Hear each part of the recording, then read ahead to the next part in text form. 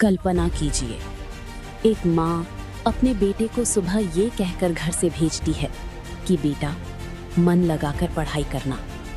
एक पिता अपने बच्चे के भविष्य के सपने देखते हुए उसे कोचिंग के लिए रवाना करता है। कुछ छात्र अपने दोस्तों के साथ हंसते मुस्कुराते हुए क्लास में बैठते हैं। किसी को नहीं पता था कि ये दिन उनकी जिंदगी का आखिरी दिन बन जाएगा। कुछ ही मिनटों बाद वहां चीखें गूंज रही थीं। लोग मदद के लिए पुकार रहे थे। धुएं का गुबार पूरे भवन को अपनी चपेट में ले चुका था और देखते ही देखते सपनों से भरी एक इमारत दर्द की दास्तान बन गई।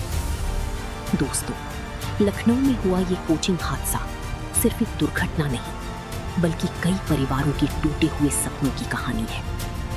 आज की इस वीडियो में हम आपको बताएंगे कि आखिर उस दिन क्या हुआ था, कैसे ये हादसा इतना बड़ा बन गया, लोगों ने अपनी जान बचाने के लिए क्या क्या किया और आखिर कौन से सवाल हैं जिनके जवाब आज पूरा देश जानना चाहता है। मुख्य कहानी उत्तर प्रदेश की राजधानी लखनऊ, जहां हर साल हजारों छात्र अपने सपनों को पूरा करने के लिए कोचिंग संस्थानों का रुख करते हैं। वहीं एक दिन अचानक ऐसा हादसा हुआ जिसने पूरे शहर को सदमे में डाल दिया। उस दिन भी बाकी दिनों की तरह छात्र अपनी अपनी कक्षाओं में मौजूद थे। किसी का सपना डॉक्टर बनने का था, किसी का इंजीनियर, तो कोई सरकारी नौकरी की तैयारी में दिन रात मेहनत कर रहा था। क्लासरूम में पढ़ाई चल रही थी, शिक्षक पढ़ा रहे थे और छात्रों की नजरें अपने भविष्य पर टिकी हुई थी। लेकिन अचानक माहौल बदलने लगा। कुछ लोगों को जलने जैसी गंध महसूस हुई। शुरुआत में किसी ने ज्यादा ध्यान नहीं दिया, लेकिन कुछ ही देर बाद धुआं दिखाई देने लगा। धीरे धीरे धुआं बढ़ता गया और फिर अचानक पूरे भवन में अफरा तफरी मच गई। लोगों को समझ नहीं आ रहा था कि आखिर हुआ क्या है। कुछ छात्र बाहर निकलने की कोशिश कर रहे थे, कुछ अपने दोस्तों को ढूंढ रहे थे, तो कुछ अपने परिवार वालों को फोन लगा रहे थे।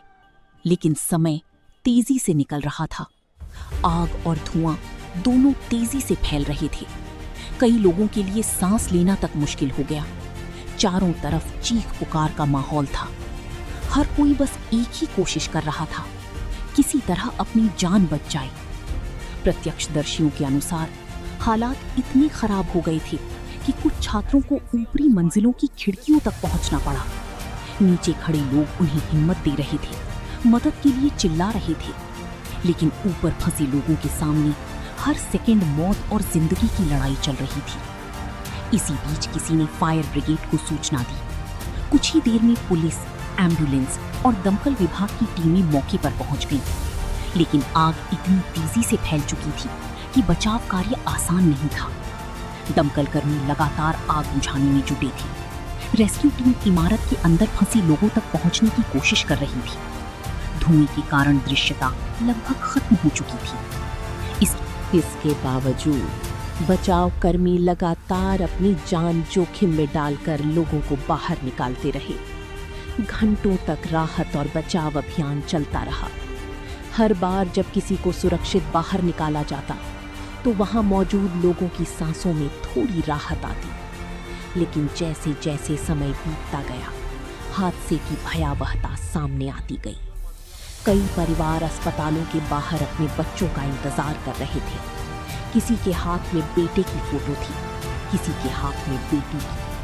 हर चेहरे पर डर था, हर आंख में आंसू थे, हर दिल में एक ही सवाल था, क्या हमारा बच्चा सुरक्षित है? ये सवाल उस दिन हजारों लोगों के दिलों में गूंज रहा था। हादसे के बाद प्रशासन हरकत में आया, जांच के आदेश दिए गए। सुरक्षा व्यवस्था को लेकर सवाल उठने लगे।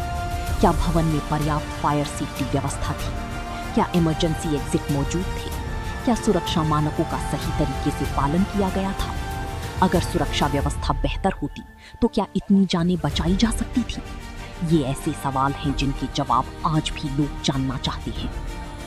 दोस्तों, हर हादसा हमें एक सबक देकर जाता है, लेकिन दुख की बात यह है कि कि कई बार हम सबक तब सीखते हैं जब बहुत देर हो चुकी होती है। लखनऊ का ये हादसा हमें याद दिलाता है कि सुरक्षा कोई औपचारिकता नहीं है, ये जीवन और मृत्यु के बीच का अंतर हो सकती है। आज जरूरत है कि हर स्कूल, हर कॉलेज, हर कोचिंग संस्थान और हर व्यावसायिक भवन में सुरक्षा नियमों का कड़ाई से पालन हो, ताकि भविष्य में किसी मां की गोद सूनी ना हो, किसी पिता का सहारा ना छिने और किसी छात्र का सपना अधूरा ना रह जाए। आइए हम सभी दिवंगत आत्माओं को श्रद्धांजलि अर्पित